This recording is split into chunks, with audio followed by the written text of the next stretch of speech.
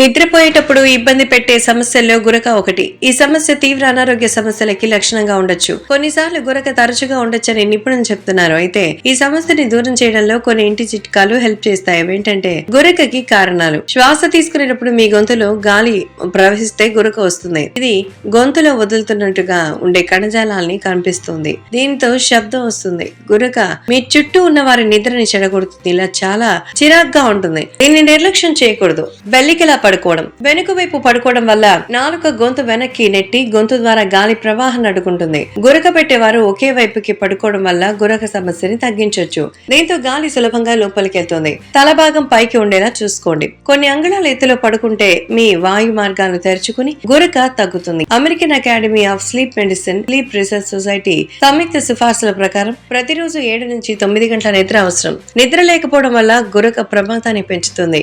Alcohol. పడుకునే ముందు alcohol తీసుకోవద్దని గుర్తుపెట్టుకోవాలి. దీనివల్ల గొంతు కంట్రాలు రిలాక్స్ అయితే గురకకి కారణం అవుతుంది. దీనివల్ల నిద్ర సమస్యలు వస్తాయి. మత్తు మందులు. అదే విధంగా కొన్ని రకాల మత్తు మందులు తీసుకోవడం వల్ల కూడా గురక వస్తుంది. కాబట్టి వీటికి దూరంగా ఉండండి. ధూమపానం. ధూమపానం వల్ల గురక పెరుగుతుంది. ధూమపానం వల్ల స్లీప్ ఆప్నియా సమస్య పెరుగుతుంది. అయితే దీని గురించి మరిన్ని పరిశోధనలు అవసరం. కాబట్టి ధూమపానానికి దూరంగా ఉండడం మంచిది. ఊబకాయం. అధిక బరువు కారణంగా కూరగొంతులోని కణజాలం తగ్గుతుంది. దీని వల్ల గురక పెరుగుతుంది. ఆరోగ్యకరమైన రీతిలో బరువు తగ్గండి. దీనికోసం రెగ్యులర్ గా వర్కౌట్ చేయడం మంచిది.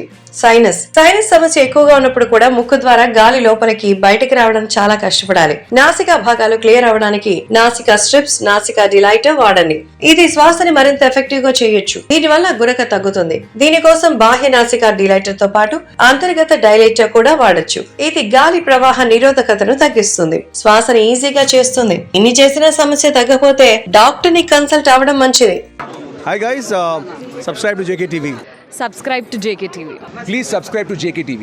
Subscribe to JKTV. Hi అందరికీ నమస్కారం. Please subscribe JKTV. అందరికీ నమస్కారం. Please like, share and subscribe JKTV.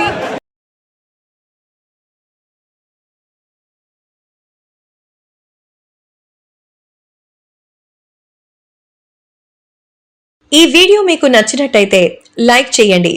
మా జీకే టీవీని సబ్స్క్రైబ్ చేసుకోండి.